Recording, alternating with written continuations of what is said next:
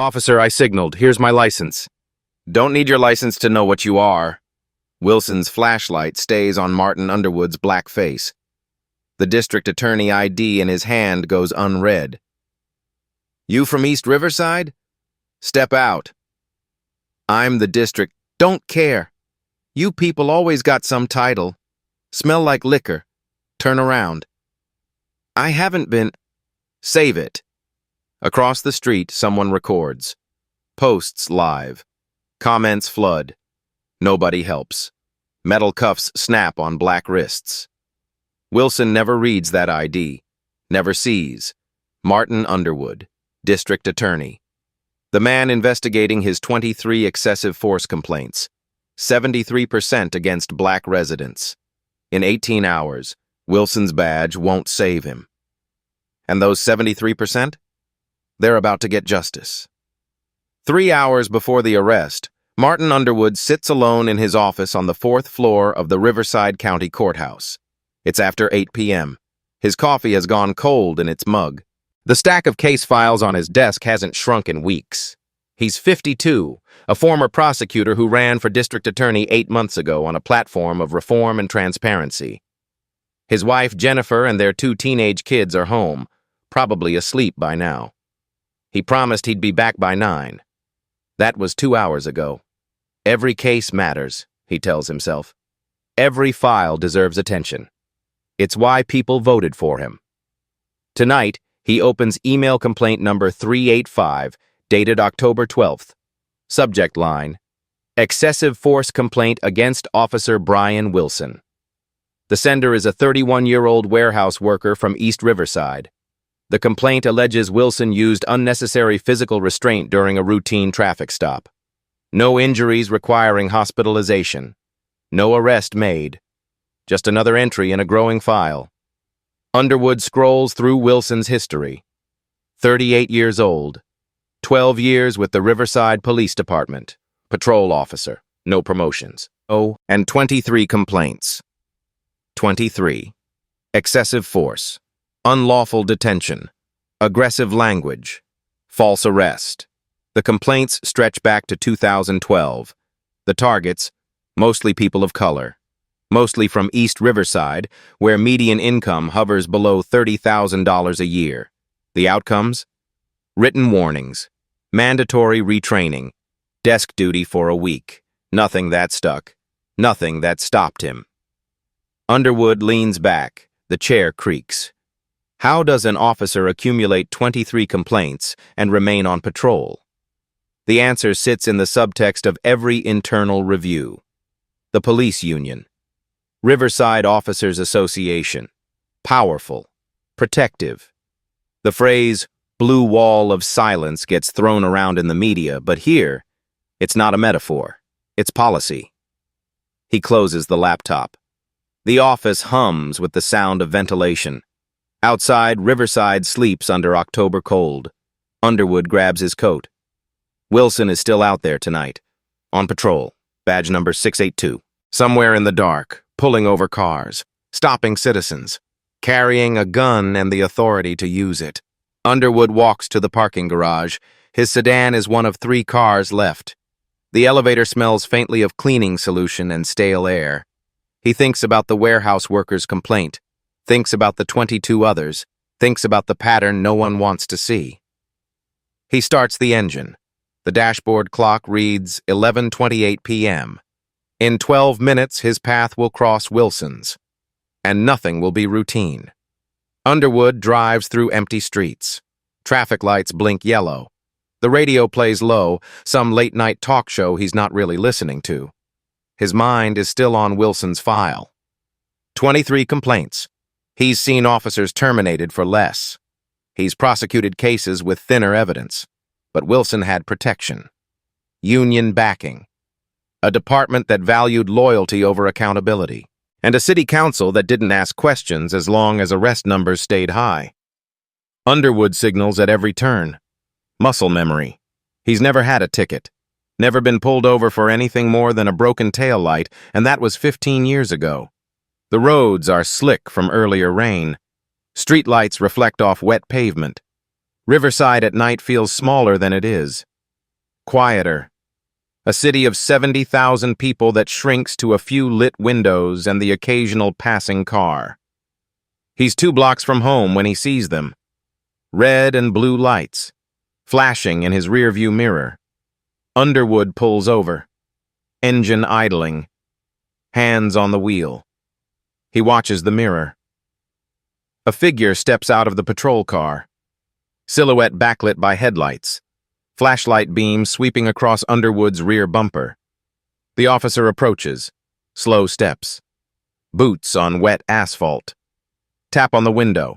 Underwood rolls it down. Cold air rushes in. License and registration. The voice is flat.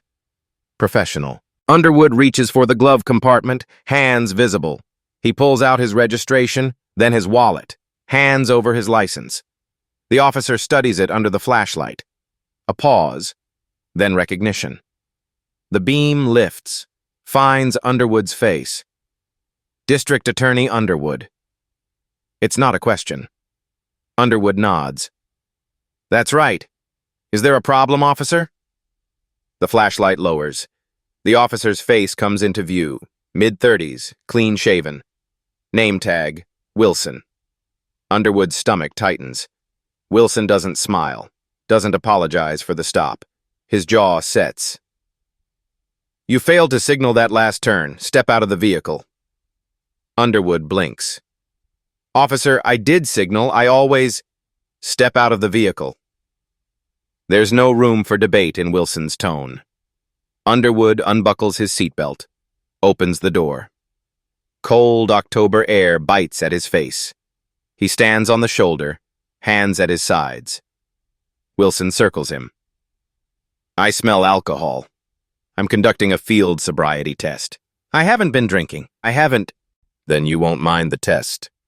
Wilson's hand moves to his belt, pulls out a breathalyzer. Underwood doesn't reach for it. Officer Wilson, I know my rights. I'm declining the test. Wilson's eyes narrow. Refusing is probable cause. It's also my legal right. Silence. A car passes on the opposite side of the road. Its headlights sweep across them. Underwood feels exposed, vulnerable. He's the district attorney standing on a roadside at 11:37 p.m., arguing with a cop who has 23 complaints. Wilson steps closer. Turn around, hands behind your back. Excuse me? You're under arrest. DUI refusal. Resisting. I'm not resisting anything. Wilson grabs his arm, spins him. Underwood's chest hits the side of his car. The metal is cold through his shirt. His cheek presses against the roof. Hands behind your back. Now! Underwood complies. He has no choice. Metal cuffs close around his wrists. The click is loud. Final. Wilson's voice drops. A whisper meant only for Underwood. You politicians think you run this town. Underwood tries to turn his head.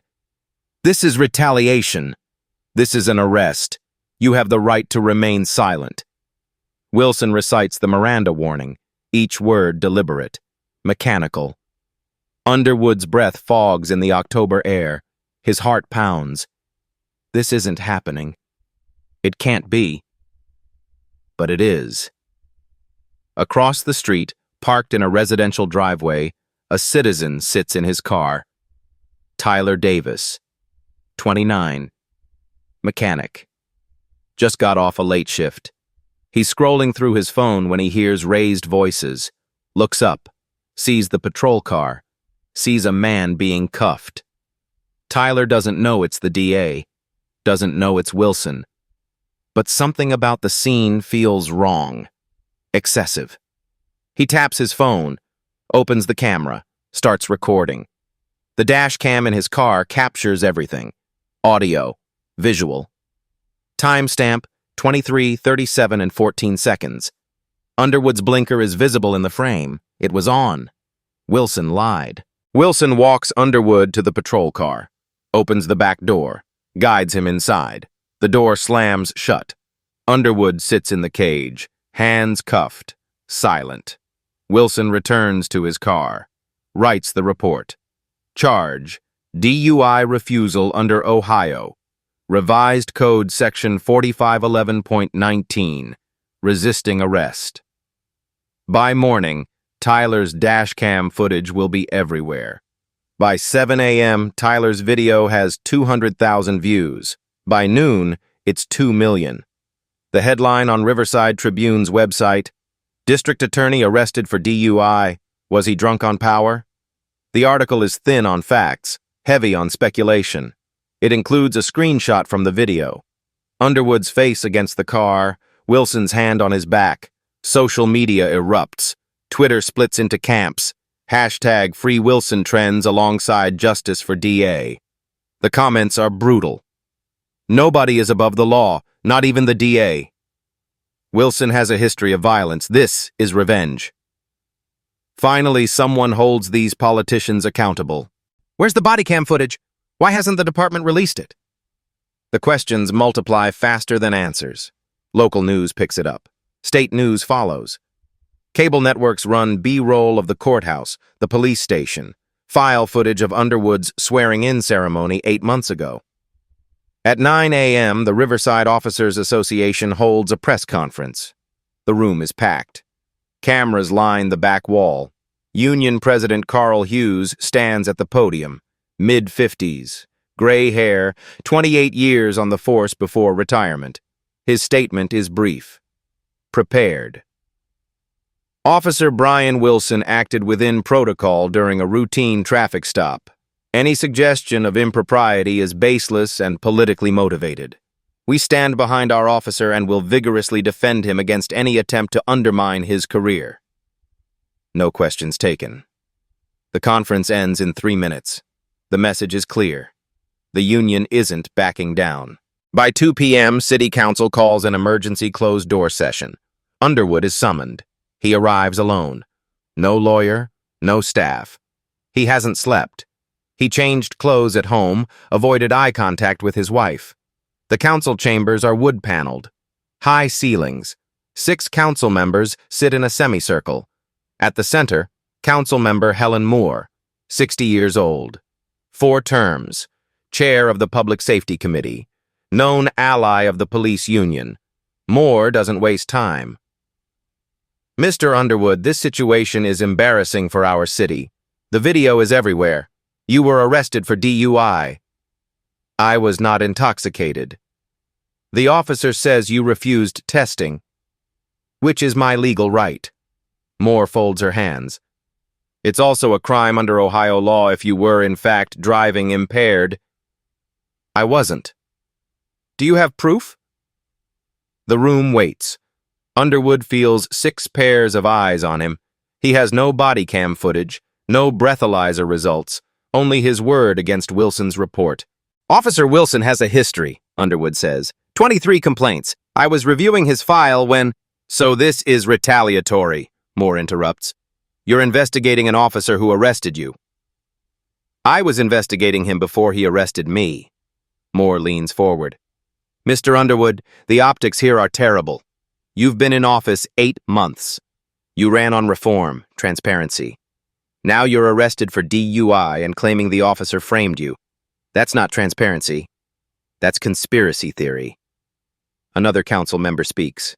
Thomas Reed, younger, lawyer by trade. Have you considered stepping down? Just temporarily, until this is resolved. Underwood's jaw tightens. I won't resign. No one's asking you to resign, Moore clarifies. Just step back. Let the investigation proceed without your involvement. If I step back, he wins. They all win. Moore's expression hardens. Who is they, Mr. Underwood? The system that's protected Wilson for 12 years. The union that threatens lawsuits every time someone asks questions. The culture that values loyalty over accountability. Silence. Uncomfortable. Long. Finally, Moore speaks. We'll take your comments under advisement. This meeting is adjourned. Underwood stands, leaves, no handshakes, no pleasantries. Outside the chambers, a reporter ambushes him. Mr. Underwood, will you resign? He keeps walking. Do you have a drinking problem? He reaches the elevator. The doors close. By evening, the leak hits. Anonymous source. Headline: City Council privately urges DA to resign. The article quotes sources close to the matter, saying Underwood refused to step down despite mounting pressure. Public opinion fractures further. Some see a man refusing to be bullied. Others see arrogance. Underwood drives home. The route takes him past the spot where Wilson pulled him over. The asphalt is dry now. No evidence of what happened.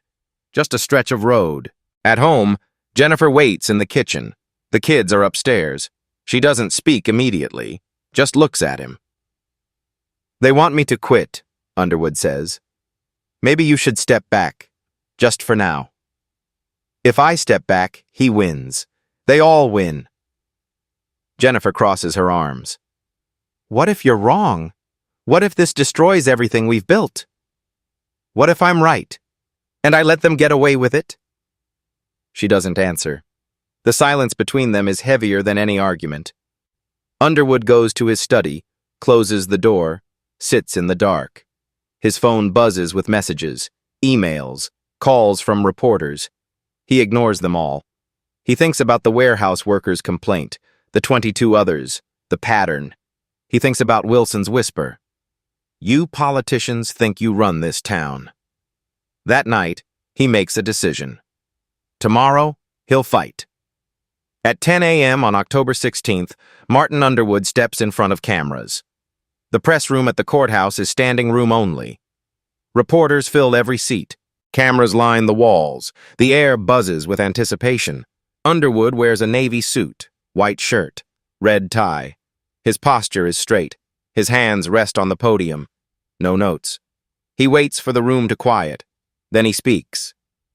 2 nights ago, I was arrested by Officer Brian Wilson. The charge was DUI refusal.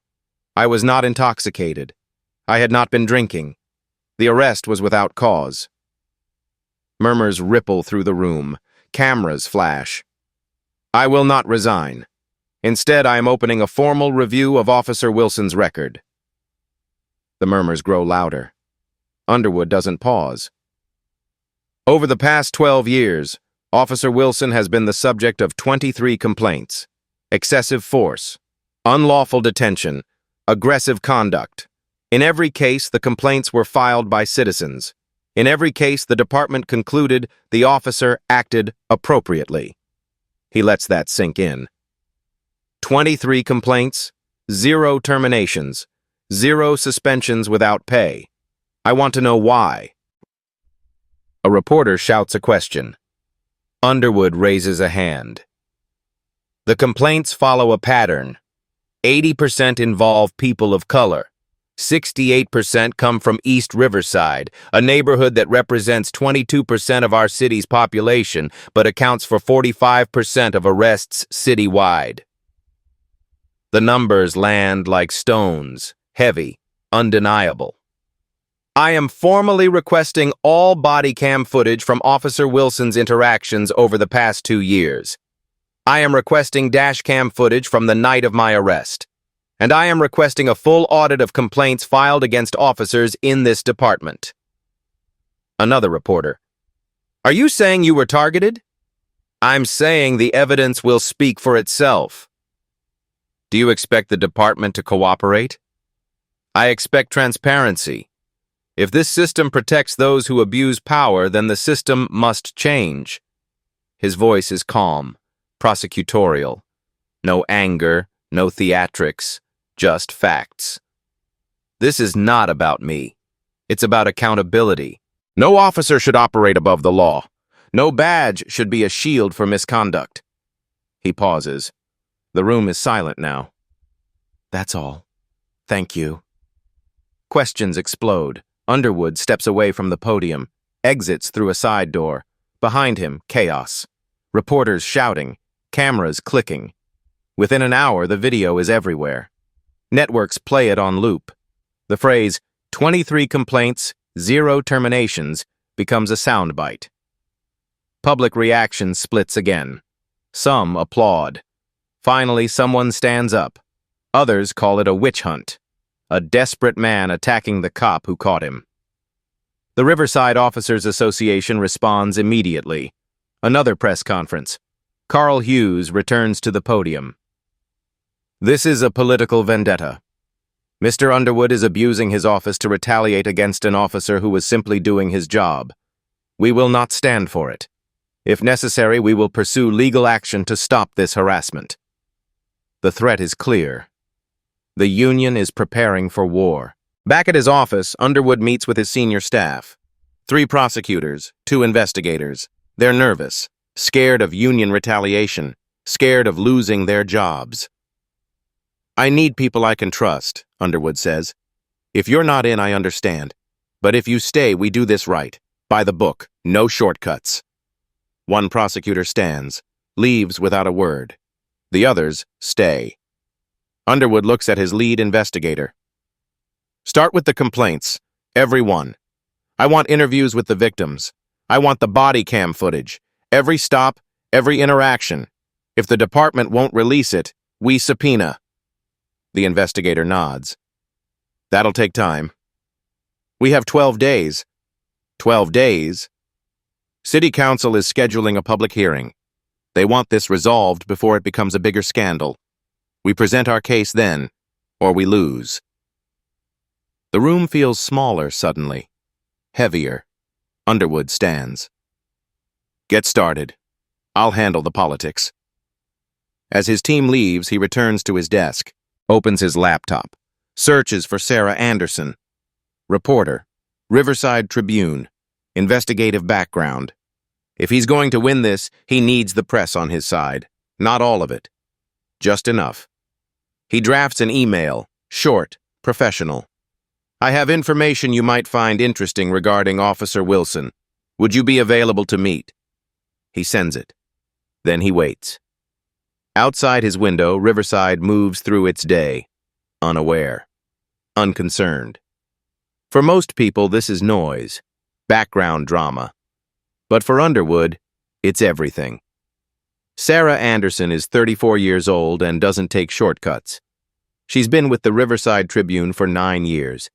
Started as a beat reporter covering city council meetings and zoning disputes. Worked her way up to investigations. She has a reputation. Thorough, relentless, fair.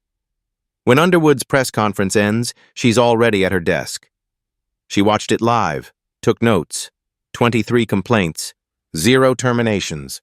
The numbers stick. Underwood's email arrives that afternoon. She reads it twice, then replies, "Coffee tomorrow, 7 a.m."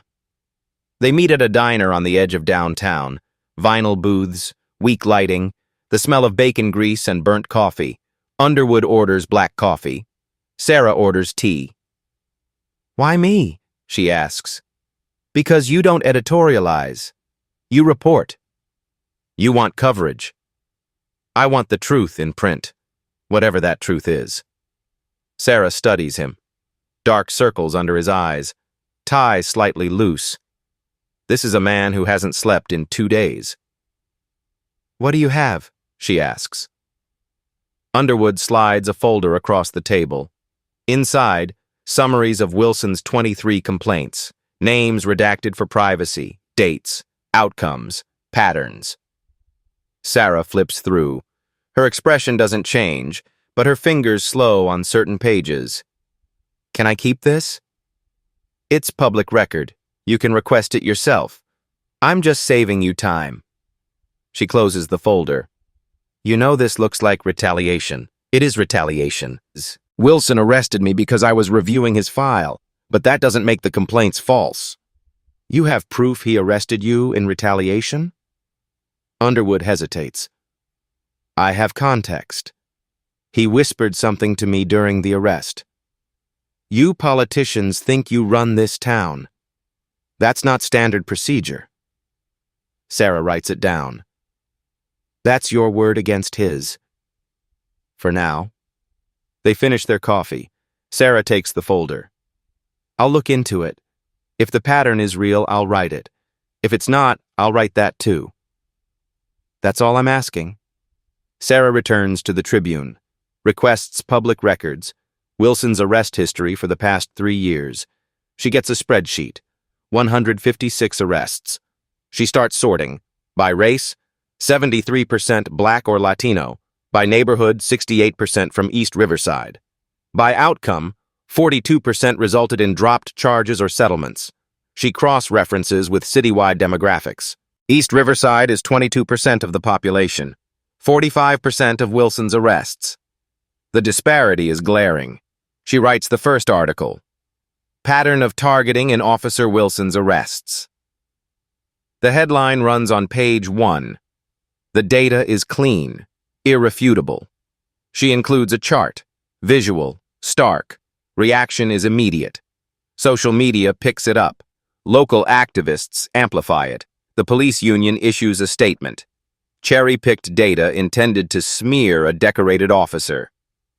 But Sarah's numbers come from the department's own records. There's no spin, just math. While Sarah digs into public data, another player enters the story. Lieutenant James Harrison, 48 years old, Internal Affairs, 6 years in the division. Before that, patrol. Before that, military. Harrison has been watching Wilson for years. He's filed reports, recommended formal reviews. Each time, the reports disappear into the bureaucracy. Union pressure, chain of command reluctance. The blue wall.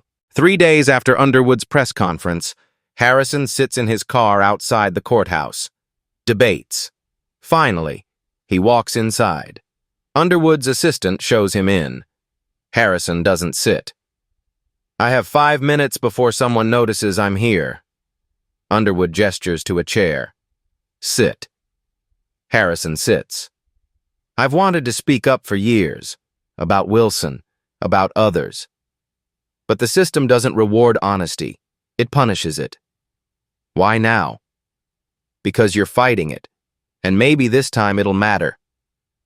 Harrison pulls a USB drive from his pocket, sets it on the desk. This is off the record. If anyone asks, we never met. What's on it? Emails, internal affairs correspondence. My reports on Wilson going back 4 years, recommendations that were ignored, and something else. A pattern I noticed. Underwood picks up the drive. What pattern? Body cam footage. Wilson's camera has technical failures at a suspicious rate, 19 times in 2 years, always during incidents that later result in complaints. The room feels colder suddenly. That's not random, Underwood says. No, it's not. Harrison stands. I can't testify. Not officially. I have 3 years until retirement. I have a family. But you need to know, this isn't one bad cop. It's a system designed to protect bad cops. He leaves before Underwood can respond. That evening, Underwood plugs in the USB drive, opens the files, reads for 3 hours. One email stands out, from Harrison to Police Chief Roger Bennett, dated March of last year. Subject, Wilson Incident Response Protocol. Chief, we have a pattern problem with Officer Wilson. 3rd excessive force complaint this quarter. I recommend formal review and possible suspension pending investigation. However, Union Rep has indicated they will file grievance and pursue arbitration, requesting guidance. The reply from Bennett is brief. Proceed with caution. Union is watching this closely. Let's handle internally. Translation. Bury it. Underwood copies the files, sends them to his investigator, then calls Sarah. I have something for you. Not for attribution. Background only. They meet again. Same diner. Sarah reads the emails on her laptop. Her expression tightens. This is explosive. This is the system. Sarah closes the laptop. I need to corroborate. If I publish this based on a single source, even an IA lieutenant, it's not enough. What do you need? Victims. People willing to talk. On the record. Underwood's investigator has been working on that. 3 former complainants agreed to speak. All requested anonymity initially, but Sarah convinces them. One at a time. James Brown, 36, construction worker, arrested by Wilson in 2022 for loitering outside his own apartment complex. Charges dropped after 2 weeks. He grabbed my arm so hard it left bruises. I wasn't doing anything, just smoking a cigarette on my stoop. He said I matched a description. I asked what description. He didn't answer, just cuffed me. Lisa Taylor, 41, teacher, pulled over by Wilson in 2023, searched without consent. He said my car smelled like marijuana. I don't smoke, never have. He tore through my trunk, found nothing. Didn't apologize, just told me to drive safely and walked away. Thomas Green, 50, small business owner, arrested by Wilson in 2021 during a traffic stop. Broken rib from being tackled to the ground. Case settled out of court for $12,000. I asked why he was pulling me over. He said I was being confrontational. I wasn't. I was asking a question. Next thing I know, I'm on the pavement and I can't breathe. Sarah publishes a 3-part series. The Wilson Files, A Pattern of Abuse. The articles run consecutive days. Each one adds another layer: data, emails, testimony. The reaction shifts. Fewer people defend Wilson now, more people ask questions. Why wasn't he stopped? Who protected him? How many others are there? Underwood's office receives calls, tips, other victims. People who never filed complaints because they didn't think it would matter. But one piece is still missing. The dash cam footage from Underwood's arrest. The department claims it's part of an ongoing investigation and cannot be released. Then Tyler Davis comes forward. He contacts Sarah directly. I have video. From that night.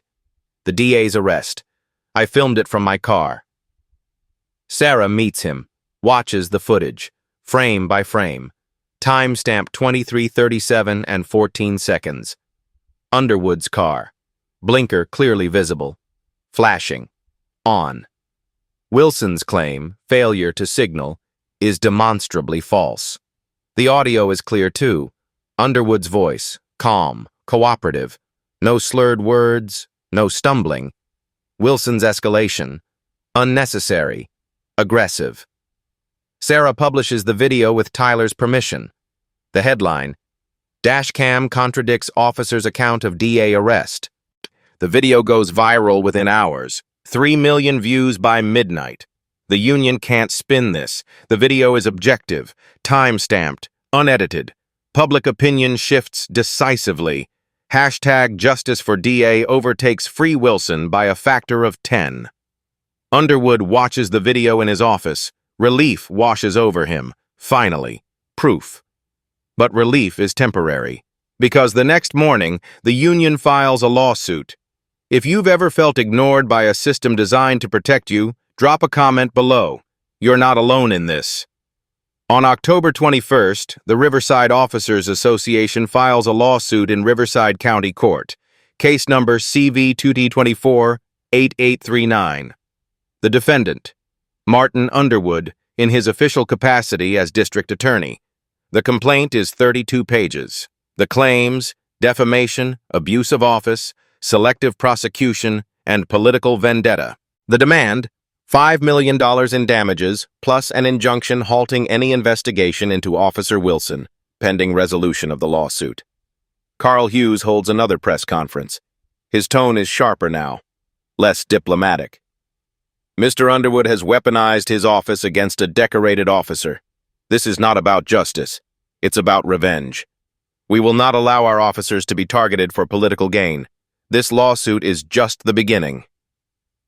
The message resonates with Wilson's supporters. The narrative shifts, an embattled DA lashing out at the cop who arrested him. David versus Goliath, but with the roles reversed. Media coverage fractures. Some outlets focus on Wilson's pattern. Others focus on the lawsuit. Cable news books pundits who argue both sides. The story becomes noise, signal lost in static. That afternoon, City Council meets in closed session. The vote is quick, unanimous. 15% budget cut to the district attorney's office, effective immediately. The justification, citywide budget constraints. The timing? Suspiciously coincidental. Underwood's senior prosecutor resigns the next morning. No explanation, just an email. I can't be part of this anymore. 2 assistant prosecutors request transfers. The office feels emptier suddenly, quieter. Fear is contagious. That night, Underwood's phone rings. Unknown number. He almost doesn't answer, then does. Hello? Silence.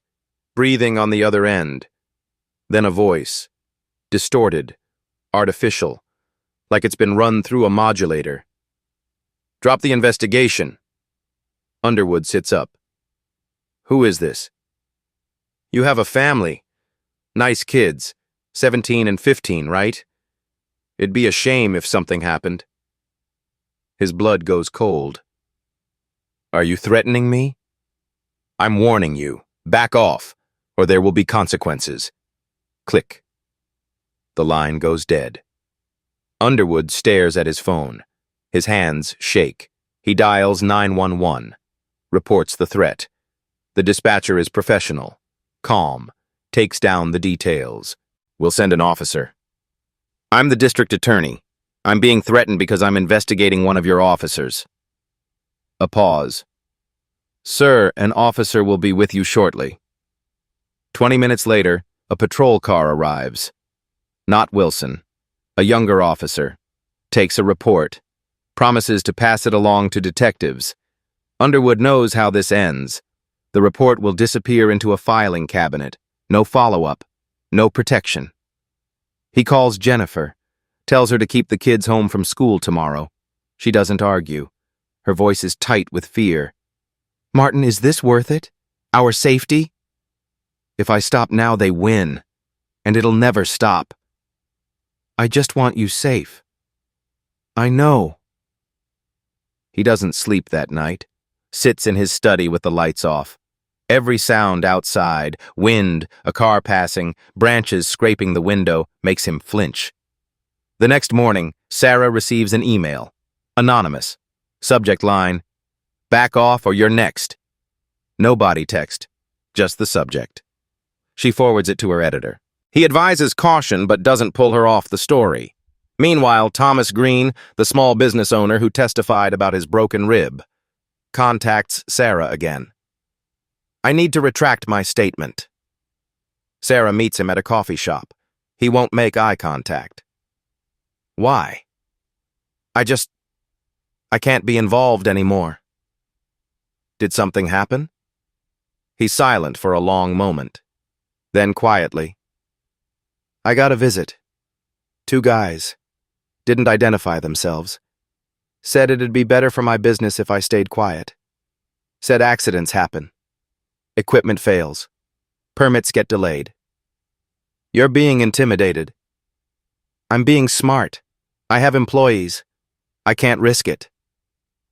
Sarah watches him leave. She doesn't publish a retraction. Green never made a sworn statement. But the message is clear. Anyone who speaks up will pay.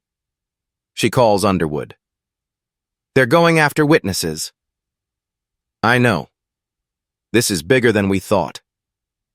It always was. Underwood sits in his office. The lawsuit, the budget cuts, the threats. His family scared. His staff abandoning him. Witnesses recanting. He's losing. That evening, the union releases another statement. This one goes further. Names Underwood directly. Accuses him of fabricating evidence, of coaching witnesses, of orchestrating a conspiracy. The statement ends, Officer Wilson followed protocol. This is a politically motivated attack designed to distract from Mr. Underwood's own misconduct. We stand by our lawsuit and our officer. Justice will prevail.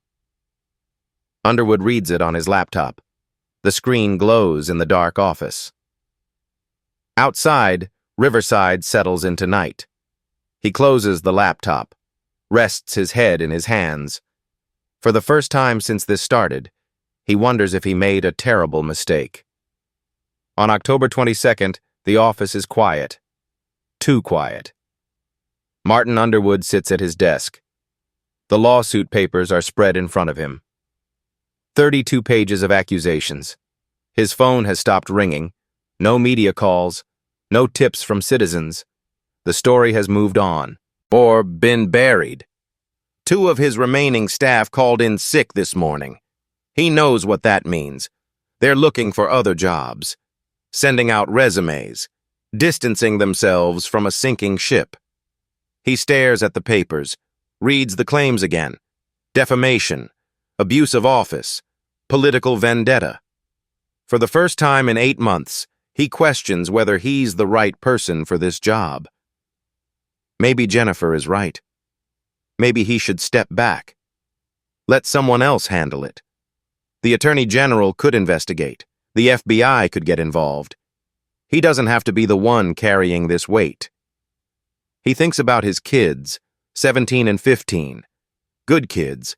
They don't deserve to be afraid to go to school, don't deserve to have their father's face plastered across the news with words like arrested and DUI attached to it.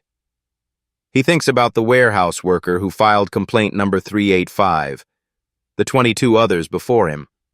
All those voices that spoke up and got nothing. No justice. Oh, no accountability. Just a note in a file that nobody reads. Is he doing this for them or for himself? The question sits heavy in the silent room. His laptop is closed. The lights are dim. Outside his window, Riverside moves through its afternoon. Cars passing, people walking, life continuing as if none of this matters. Maybe it doesn't. Maybe he's just one man fighting a system too big to break. He reaches for his phone, opens his contacts, scrolls to Jennifer's number. His thumb hovers over the call button. One call. That's all it would take. You were right. I'm stepping down. The pressure would ease. The threats would stop. His family would be safe. A knock on the door interrupts him. His assistant. She holds an envelope. This came in the mail. Personal. Underwood takes it. Handwritten address. No return label. He tears it open. Inside, a single sheet of notebook paper. Blue ink, neat handwriting. Mr. Underwood, I heard you're being attacked for investigating Officer Wilson. I want you to know, he hurt me in 2021. I was too scared to testify. The case was dropped. I've lived with that regret every day. If you stop now, people like me stay silent forever. Please don't stop. Please. Emily Johnson. Underwood reads it twice. 3 times. His hands shake slightly. Emily Johnson. He remembers the case. Excessive force complaint. Wilson claimed she was resisting. Her attorney said she complied completely. The department cleared Wilson. Case closed.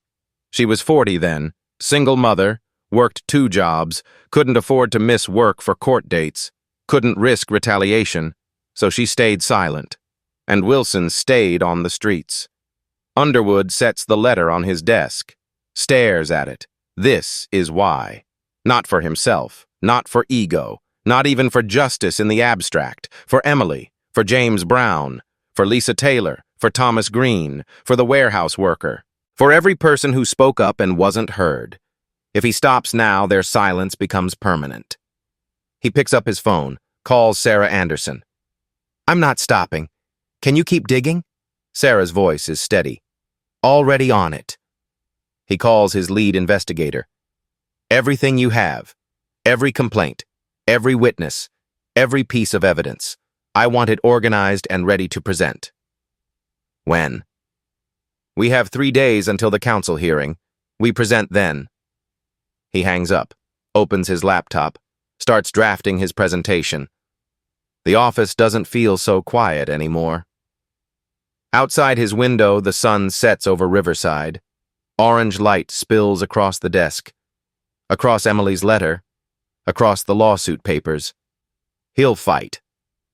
Not because he's sure he'll win, but because staying silent is worse than losing. On October 23rd, Tyler Davis uploads a second video. He filmed it 6 months ago. April. He was sitting on his porch after work. saw a patrol car pull someone over 3 blocks down, grabbed his phone out of habit. East Riverside has learned to document police interactions. The video is shaky, shot from a distance, but the audio is clear enough. Wilson's voice, aggressive. The driver's voice, compliant, scared. Tyler kept the video private, didn't want trouble. But after seeing what happened to the DA, after seeing Wilson still on patrol, he can't stay silent anymore. He posts it on Twitter. Caption: I've been scared to share this, but after seeing what happened to the DA, I can't stay quiet. This is who Officer Wilson is. Within 6 hours, 2.3 million views. The comments explode. This is a pattern. Thank you for speaking up. How many more videos are out there? We see you, Tyler. Hashtag Justice for All starts trending. It overtakes Free Wilson completely. Local news picks it up. National news follows. The narrative shifts again. This isn't about one arrest anymore. It's about a system. Sarah publishes a follow-up article. Community rises. New video shows Wilson pattern. She includes Tyler's video, includes statements from community activists, includes data on East Riverside arrests. The article ends with a question. How many Officer Wilsons are patrolling our streets? That afternoon, Lieutenant James Harrison makes a decision. He's been internal affairs for 6 years. He's filed reports that disappeared, made recommendations that were ignored, watched as the system protected officers who shouldn't be protected. He can't testify publicly, but he can submit his findings officially. He writes a 34-page report, compiles everything. Wilson's 19 body cam failures, the pattern of complaints, the department's failure to act, his own recommendations that were buried.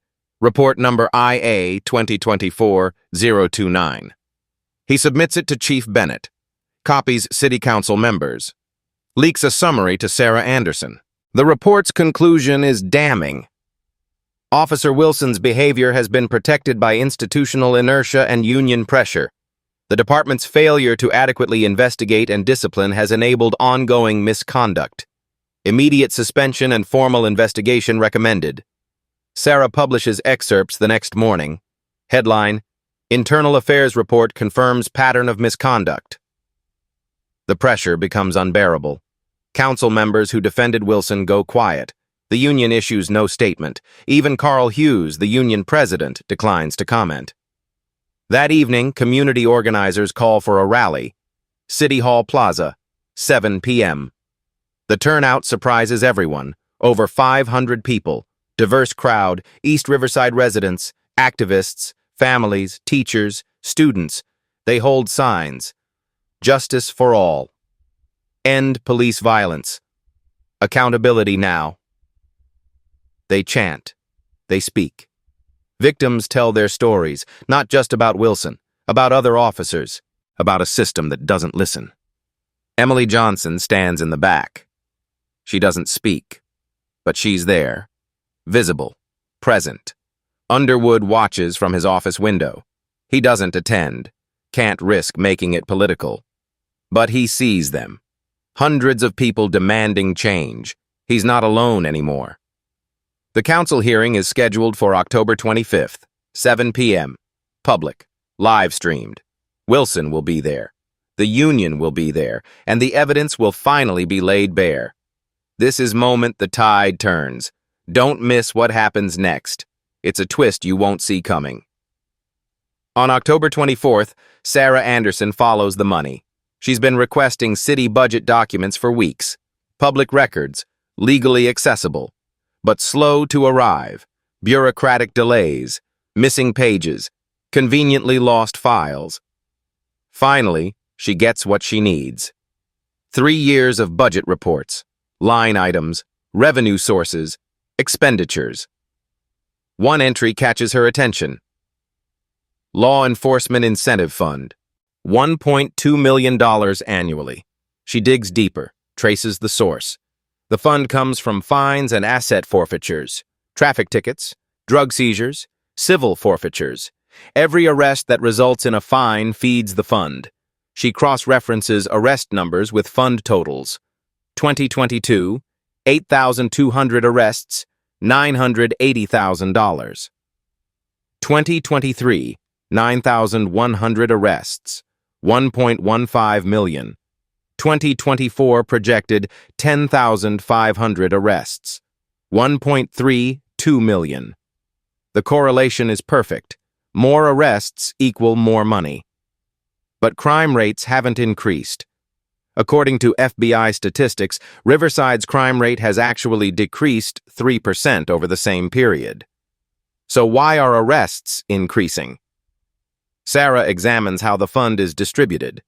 40% to police department equipment, 30% to union benefits packages, health insurance, pensions, salary supplements, 30% to city general fund, used to offset budget cuts elsewhere. The police department has a financial incentive to arrest more people. The union has a financial incentive to protect officers who arrest more people.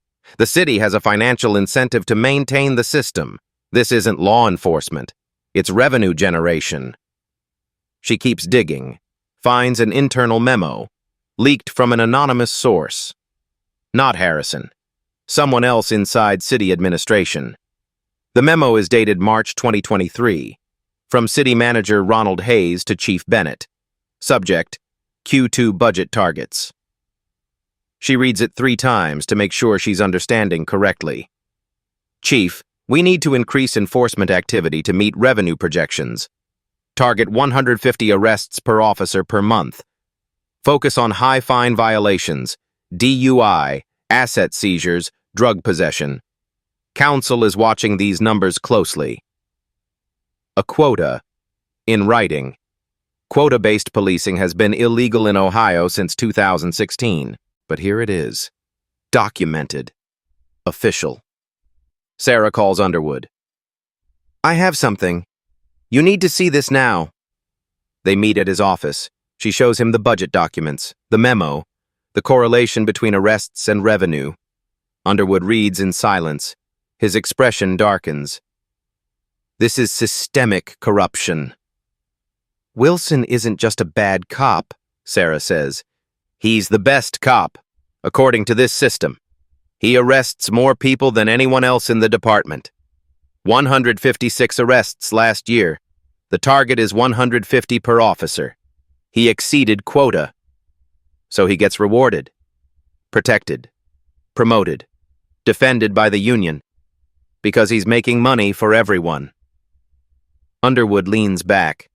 The pieces fall into place. Wilson's 23 complaints, the department's refusal to discipline him, the union's aggressive defense, council's pressure on Underwood to resign. It's not about one officer, it's about a system built on extracting money from arrests.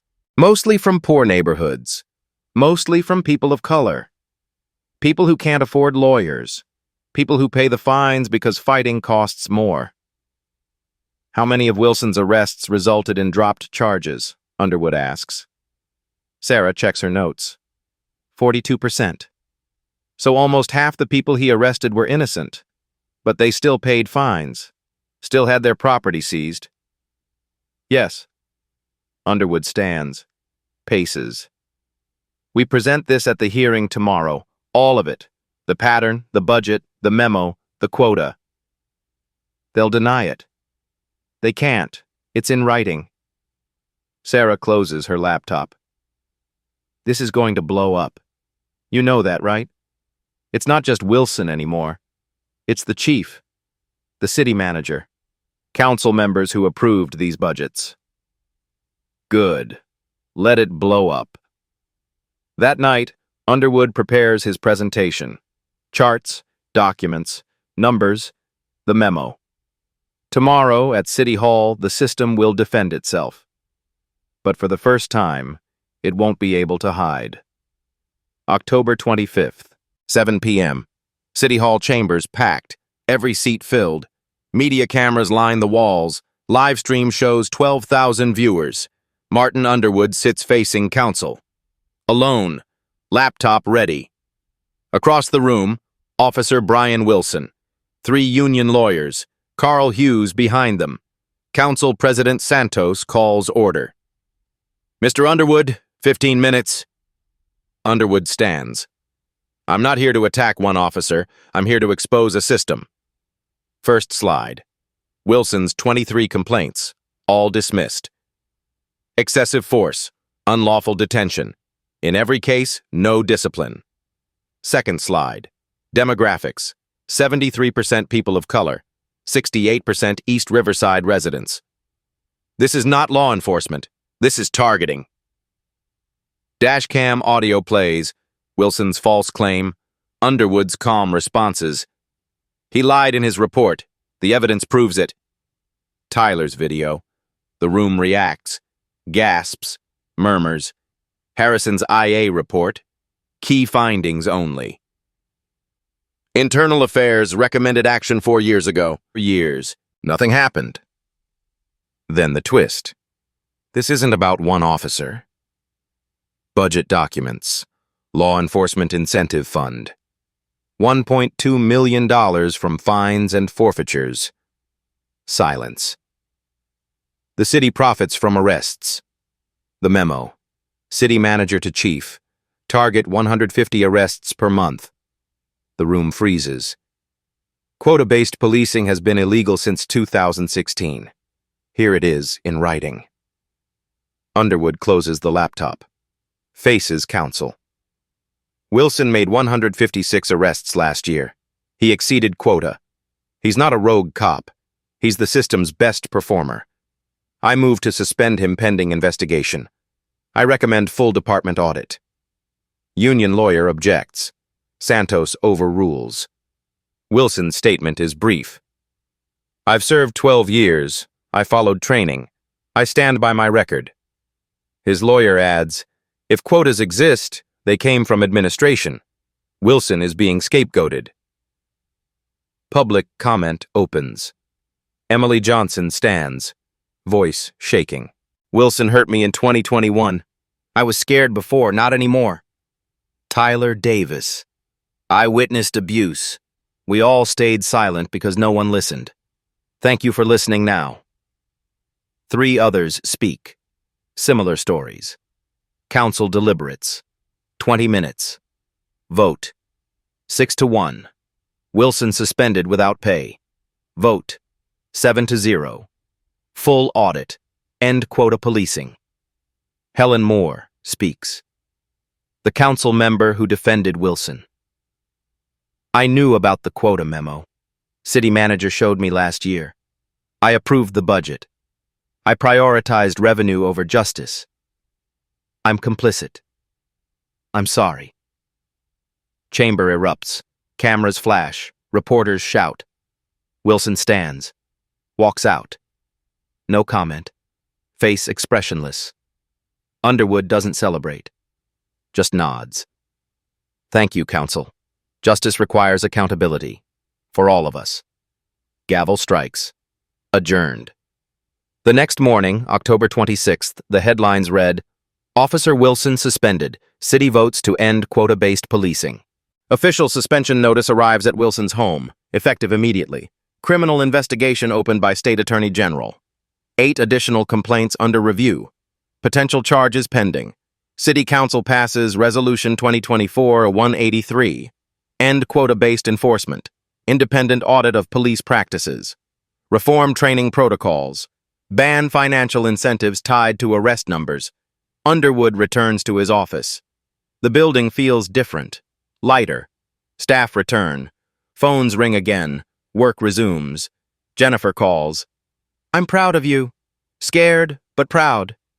His kids are safe.